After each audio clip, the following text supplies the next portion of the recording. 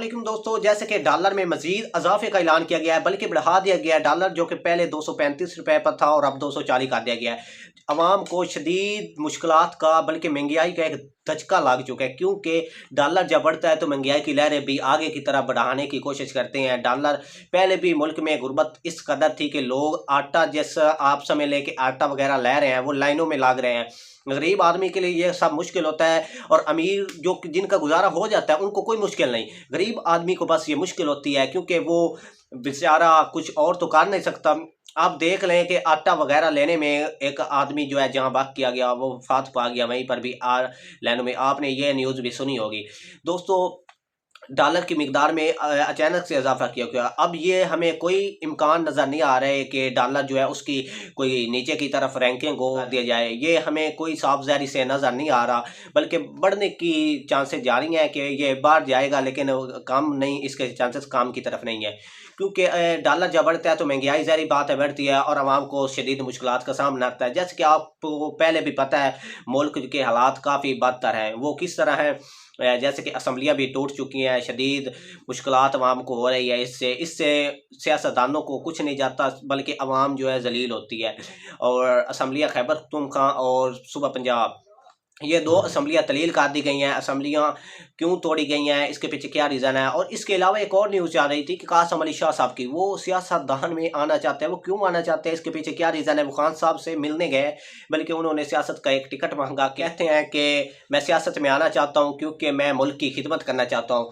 अचानक से उन्हें सियासत पर लाने के लिए कौन मजबूर कर रहा है? ये तो आप बता सकते हैं कमेंट में कि वो पहले काफ़ी, आपको पता है कि मोटिवेशनल स्पीकर रहे हैं। हम भी उन्हें सुनते हैं, आप भी सुनते हैं। काफ़ी अच्छे हमने उनसे सीखा, और बल्कि वो अदर तकरीबात पर जाते हैं, जैसे कि मदारस, यूनिवर्सिटी, कॉलेज वगैरह में जाते हैं, अपना जो खिताब करते हैं, काफ़ी अच्छा मोटिवेशनल एक तरह का आगे बढ़ने का हौसला पैदा करते हैं।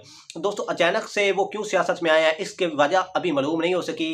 वो तो कहते हैं मैं पाकिस्तान की खिदमत करना चाहता हूँ, लेकिन खान साहब ने उन्हें टिकट दे दिया है कि आप सियासत में आ सकते हैं। उसने एक गलत बात की है कि कोई भी खान साहब से पंगा लेगा तो वो महंगा पड़ेगा। वो कासम अली शाह साहब कहते हैं कि मैं खान साहब के पास भी गया मिलने के लिए, और उसके अलावा शहबाज शरीफ के पास भी गया, बल्कि परवेज़ इलाही साहब के पास भी गया टिकट मांगने के लिए। लेकिन जो खान साहब की बात करने का लहजा था वो उनसे मुख्तलिफ था। दोस्तों, मुख्तलिफ किस तरह था कि आप देखते हैं, खान साहब एक पढ़ा लिखा हुआ आदमी है। हर किसी की बात करने का अलग एक डिफरेंट तरीका होता है, ठीक है। और वो कहते हैं खान साहब की बात करने में कोई अकड़ थी, अकड़ से उन्होंने बात की इस तरह। क्योंकि कासम अली शाह साहब को आप देख लें कि उनसे सीधा बैठा नहीं जा रहा था खान साहब के आगे, बल्कि शहबाज शरीफ के पास से शहबाज शरीफ के साथ वो उस पर सुकून से बैठे हुए थे। परवेज़ इलाही साहब के साथ भी सुकून से बैठे हुए थे, बिल्कुल कोई हिलचल नहीं थी। खान साहब के साथ उन्हें के बैठा नहीं जा रहा था। क्यों नहीं बैठा जा रहा था?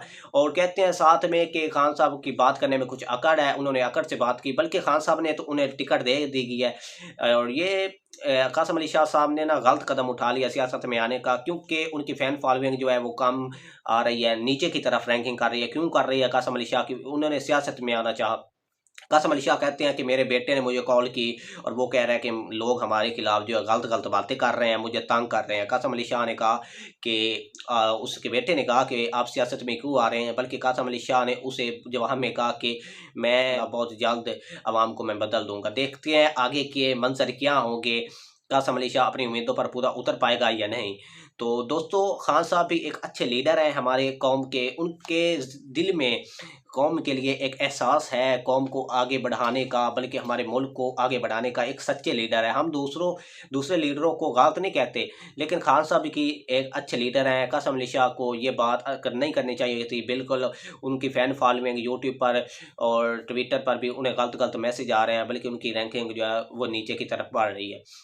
दोस्तों, आपका इस बारे में क्या ख्याल है? अगर वीडियो अच्छी लगे तो चैनल को सब्सक्राइब लाजमी कीजिए, और अपनी कीमती सी राय का कमेंट में इज़हार कीजिए। मिलते हैं अगली वीडियो में। अल्लाह हाफ़िज़।